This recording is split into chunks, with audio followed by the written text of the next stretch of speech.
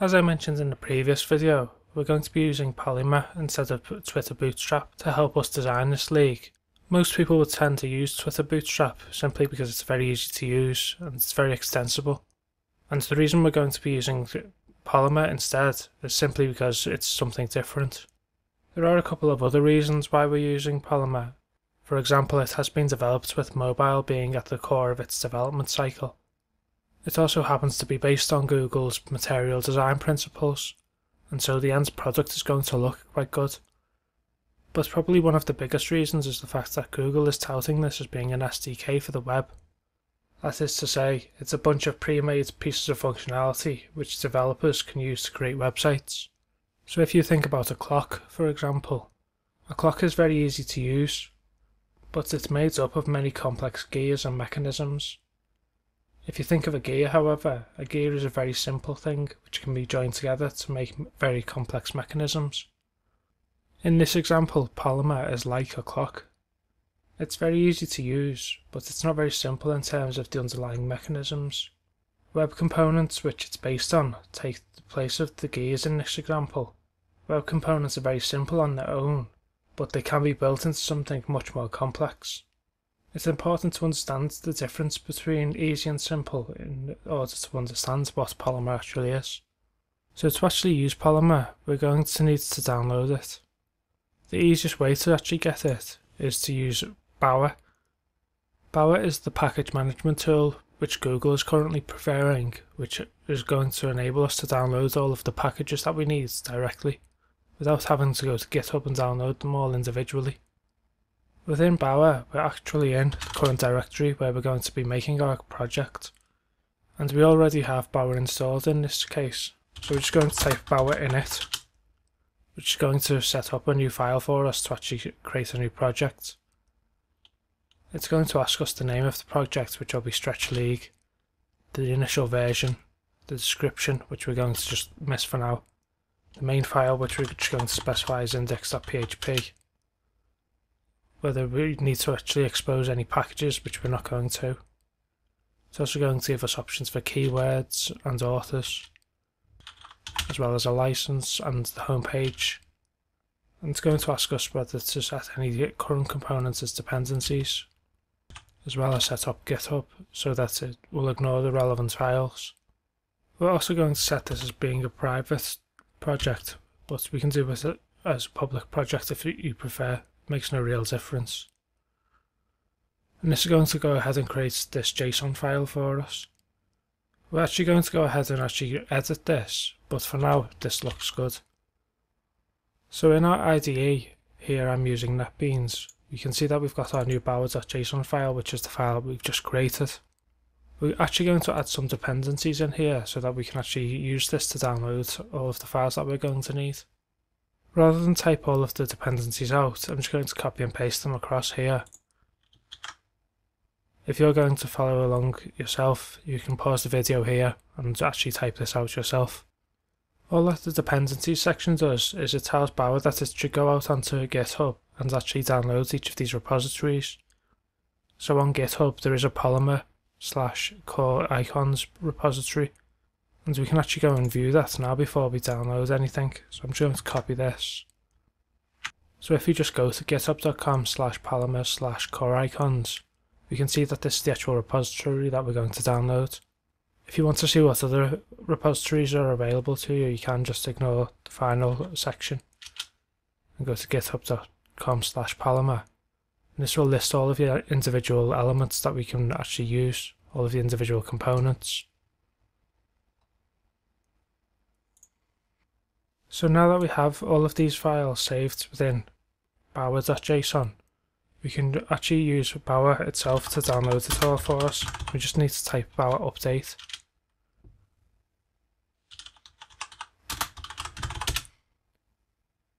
In lowercase. Now we'll go through and download all of the individual repositories for us. We're not necessarily going to use all of these repositories, but these are the main ones within the Polymer framework. And as we're experimenting, it's more likely that we will use them. If it turns out that we're not going to use them later on, we can obviously remove them later on. So you can see on the left here that we've created this Bower Components folder, and this contains all of the individual components within the Polymer framework that we can actually use. So now that we've got all of the components, let's actually go ahead and build some of the websites that we're going to be creating. So the very first thing that we need to do, at the time of creating this video at least, is to import web components. Web components isn't actually a standard across all of the browsers at the time that we're creating this video, but it will be hopefully in the future, and so this step may not necessarily need to be completed.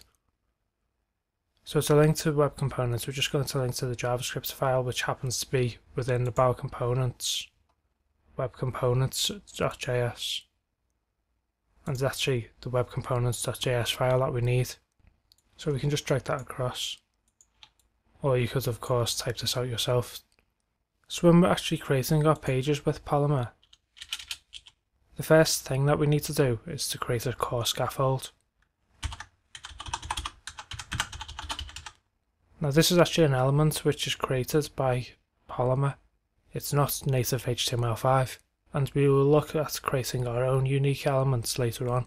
But for just now we're just going to use the built-in ones, because obviously this is more of a prototype than anything else. So we're just going to call this Stretch League, and we're going to use fit.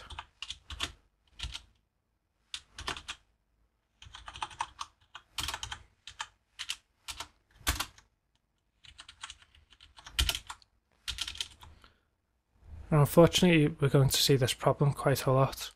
At the time of creating this, NetBeans isn't actually updated to be able to handle the custom elements that we're going to be creating and using, and so we're going to get a lot of this error message. When we actually use this page in a web browser, however, we will see this displayed properly. And to actually allow us to use this core scaffold, we need to import it from the Bower Components section. And we can see here we have core scaffold.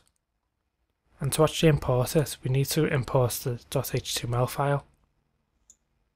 Unfortunately, this is going to provide us with a link if we try and drag it across, but we actually do want to import it, because with HTML5 we're actually able to create unique elements, which is what we intend to do here. So we're going to link this and import it.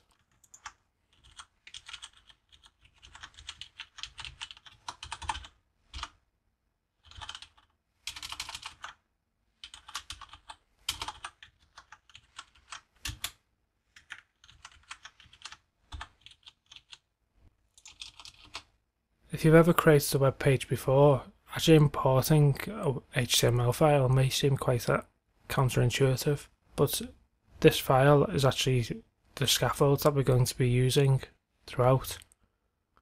If you want to preview this file, we can go to this directory and look at the index file. So if we go here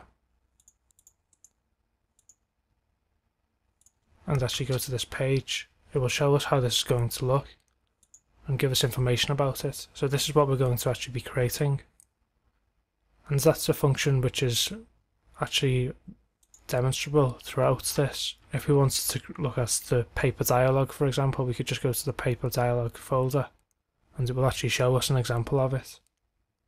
So the next section that we want to display is the core header panel.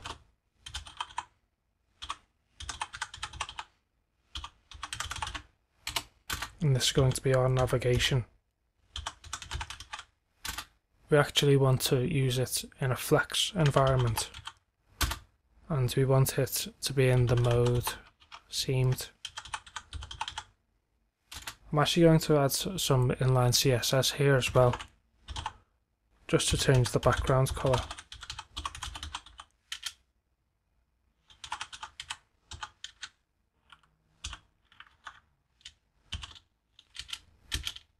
And just like with the scaffold, we actually need to import this.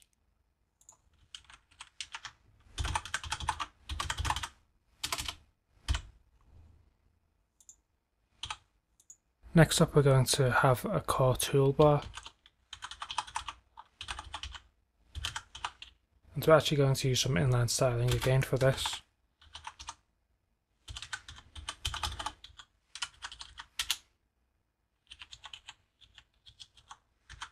As well as changing the font colour to white.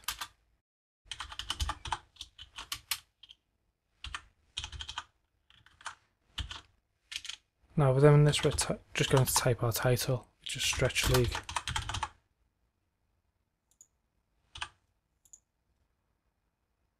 The next thing that we're going to create is a menu, which is a core menu.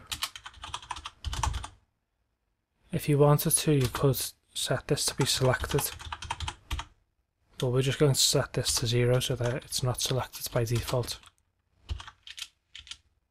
Within the menu we're going to have some items.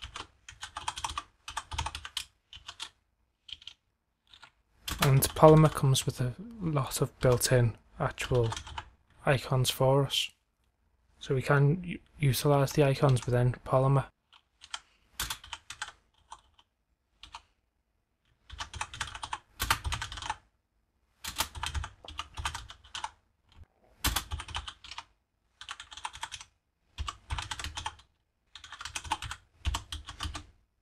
I'm just going to use this URL as an example for now. We will come back and revisit this.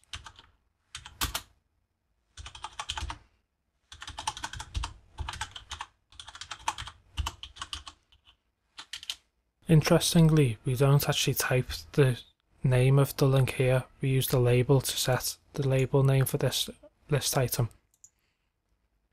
And just for an example, we're just going to create a couple of copies of this so that we can actually see what it will look like when it's populated. So we're also going to have a results section, as well as a fixtures section. We're going to have a team selection section,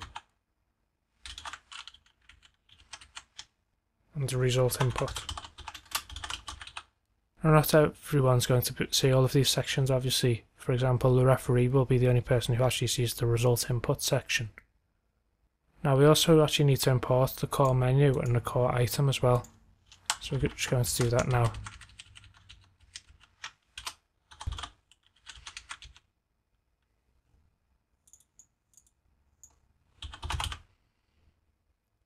So if we go across to our browser now and refresh, we can see that we've got this outline, which is obviously what we're hoping to use for our project.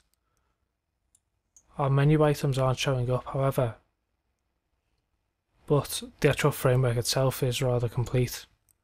One of the great things about Polymer is the fact that we can resize it and it's automatically got responsive elements built into it.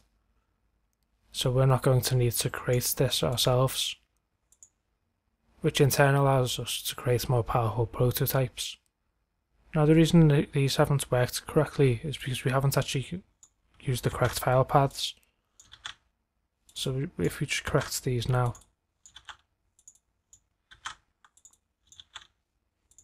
and we go back to the browser and refresh, we can see that we've got all of these elements correctly. We obviously haven't created the links that we're referring to here yet, but they are displaying properly, and we can see that we have this list icon here. Now as I say, Polymer comes with a lot of built-in icons that we can use. So to just use more realistic icons, we can change this to assessment. We can change the third one to event. We can change the fourth one to input, and the last one to create. If we go back to our browser now and refresh, we can see that we have all of these different unique icons. The full list of all of the icons is available on the Polymer website, as well as if you download all of the elements using Bower within the icon page. Now to create the page part where we're actually going to display all of the information, if we come back across to NetBeans and import what's called a paper shadow,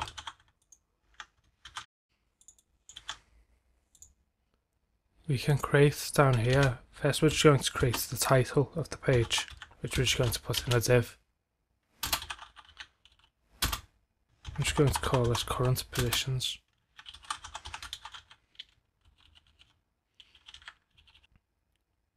We're then going to come down to the next line and we're going to actually create our paper shadow. We're going to give this a class of card. And finally we're going to set its Z index to 1. If we just add some sample content here and then go across to our browser and refresh, we can see that we have this sample context here. At the moment it's fully 100% of the width of the screen, and so we do need to do some work to actually style this properly. But when it comes to the Z index, which we mentioned earlier, you can see that we have this shadow here.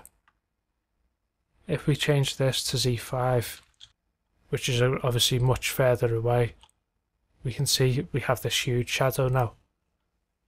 Because in effect, this paper element is much closer to us, and therefore there's much more gap between the paper element and this imaginary background. To give you a better example of how this works, we can create a couple of different versions of this. I'm just going to change these to 5, 4, 3, 2 and 1. And we'll refresh this now.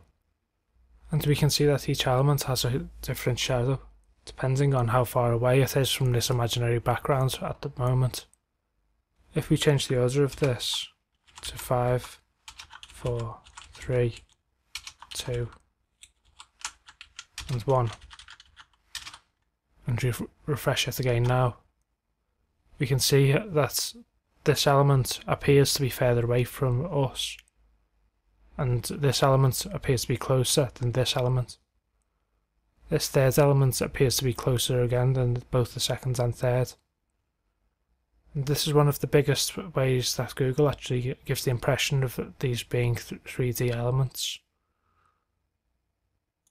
So as we initially intended to use Z index of 1, that's what we're going to keep it as. But we also did demonstrate the fact that this isn't actually styled. We want this to be a white background, for example, and so we need to do some styling of our own. We can't rely 100% on the elements that Google provides.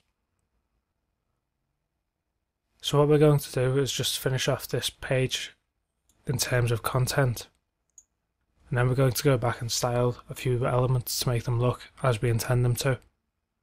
So on this index page we're going to have the actual current league standings for the league that we're creating. So we're just going to have that inside of a table. We're going to have a caption.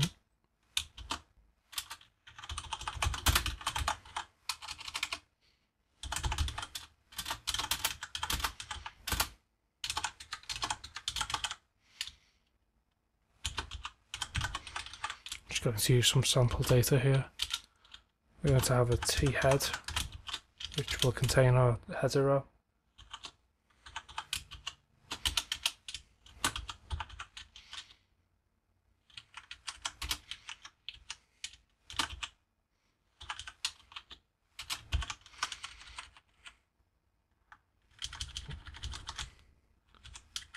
So we're going to have the team name.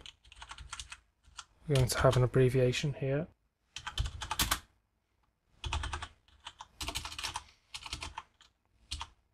Which is played. Which we're just going to display as the letter P.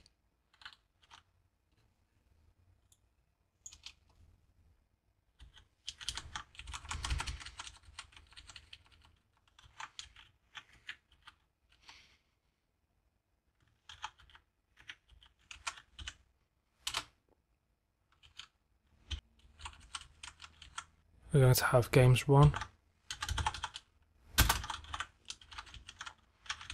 games lost, games drew, and games lost. We're going to have goals for,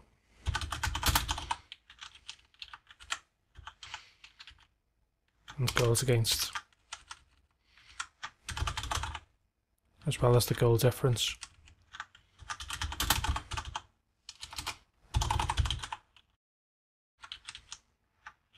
Finally, we're going to have the final points.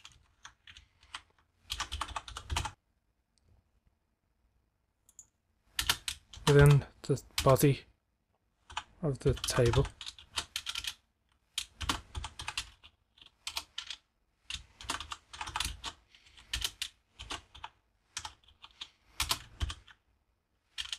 we're going to have what will eventually be a link.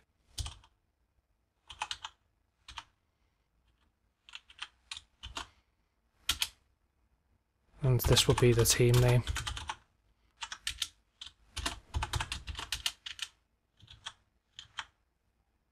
We're then going to have the number of games won, the number of games lost, the number of games drew, the number of goals for, the number of goals against, and the goal difference, as well as the points. So if we refresh our browser now, we can see that we're getting the outline of what's going to be our actual league table. But as we've mentioned, this isn't going to be how it actually appears. We're going to go back and style that now, just so that we can actually get a full impression of what this is actually going to look like. I'm just going to create 20 copies of this so that it will actually reflect what our end result's going to look like, which will help us in the styling process.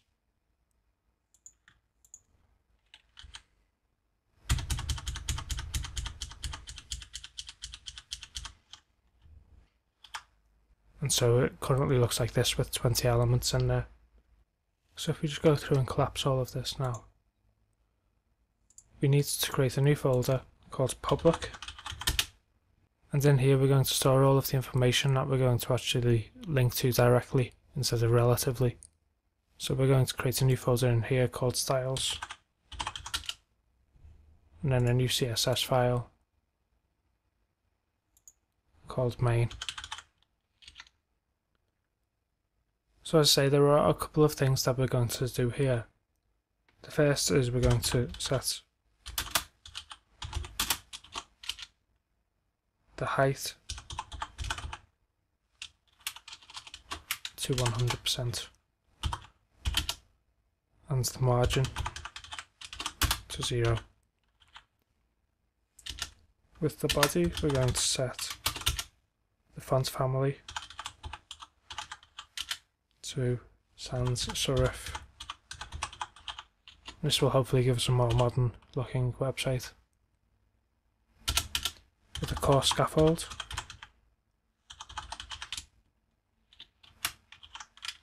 we're going to set the position to absolute, and we're going to set the top to 0, bottom to 0, left and right to 0 as well.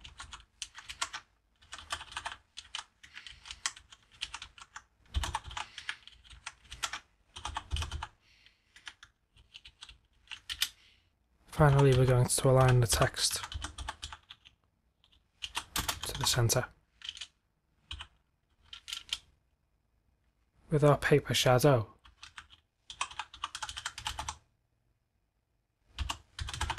which is of the class card, we're going to display this as an inline block.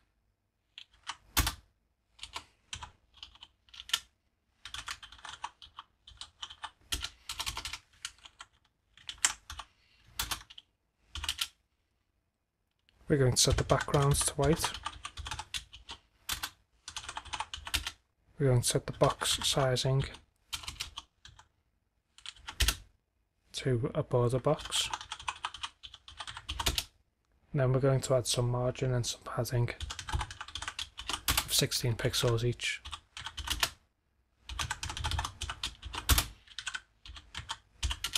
Finally, we're going to set the border radius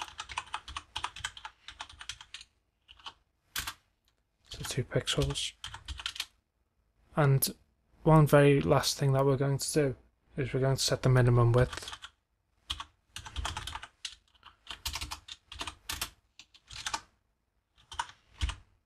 And the reason we're setting a minimum width is because we're actually displaying a table. We don't want it to actually completely squash up. We will deal with that later on, but the idea will be that we will create something which will actually hide the columns of the table depending on how much space there is available to it. If there's not enough space, it will hide some of the columns. We're also just going to create some defaults for the actual core scaffold.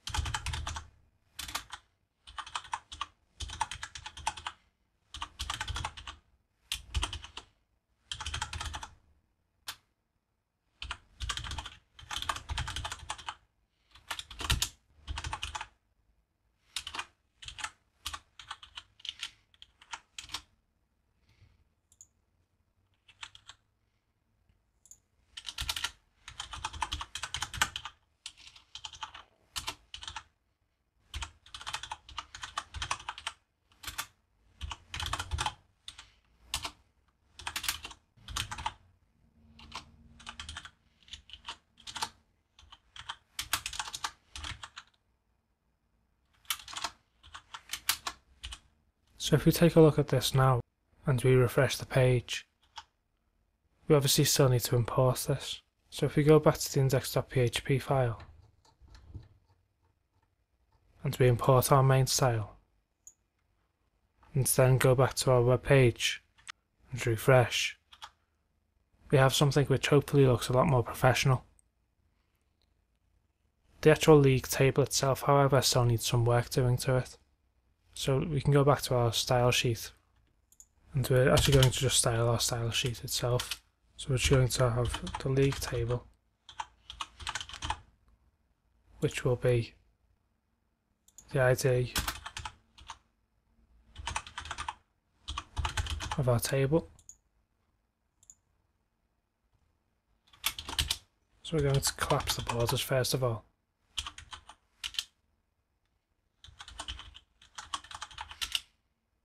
We're then going to set the border to 1 pixel solid, and we're going to use the same colour that we've used for our header. And finally we're going to text align as centre. For the individual elements within our table, we're going to have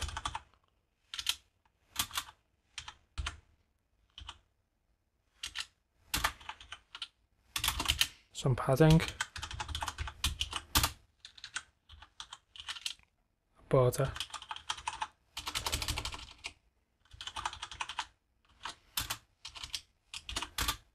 which will be the same as the border we used here, and we're going to center those again.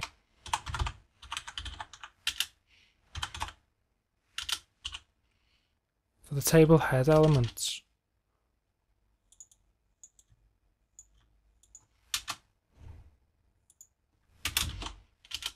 we're going to set a background colour as well as a foreground colour, just so that we can actually see it more clearly. Just going to use the same colour again, and the foreground colour will be white. Next up, whenever we highlight one of the table rows, we want to make it actually highlight.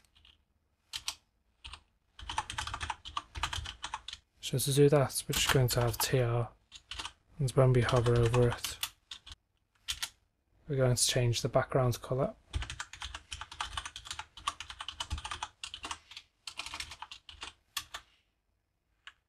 And on this occasion we're going to use a slightly lighter blue.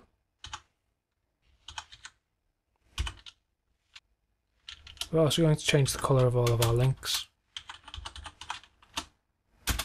And we're going to use the same dark blue, as well as making sure that we have no text decoration.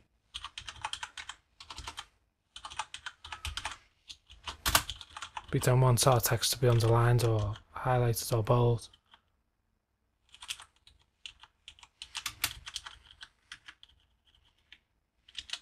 And finally, when we have actually visited the link, we want that link to turn orange.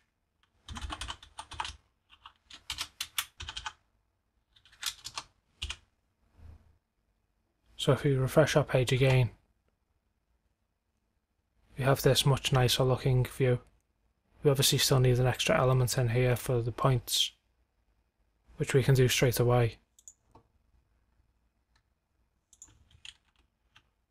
So I'm just going to go through and add an extra column to each of these.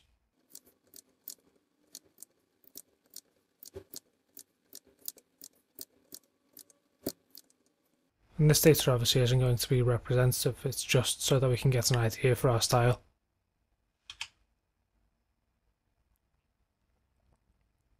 So as you can see, when we highlight any of the actual cells within the table, the actual row itself is highlighting in light blue. We do, however, still have this table spacing, which we're not intending to have, so we can go and see why that's still there now. And it's because we have this typo here. So now we have this nice clean looking table. And we can actually spread this out more. So our card, we have this minimum width, and we can set a maximum width as well. We can set this to 90%. And we can set the width of the league table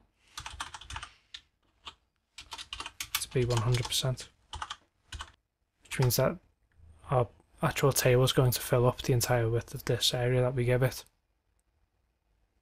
So very quickly we've been able to develop this template for our website using the elements provided within Polymer.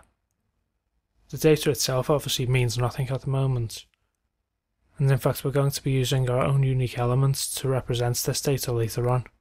So the fact that we've spelt positions wrong here isn't going to make any difference. This is just a template for the work that we're going to do later on.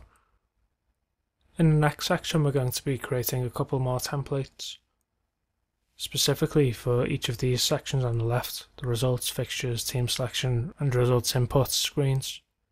Later on we're going to be using these templates to actually develop our MVC structure. So we will be creating, for example, a header section, a main content section, a navigation section, things like that.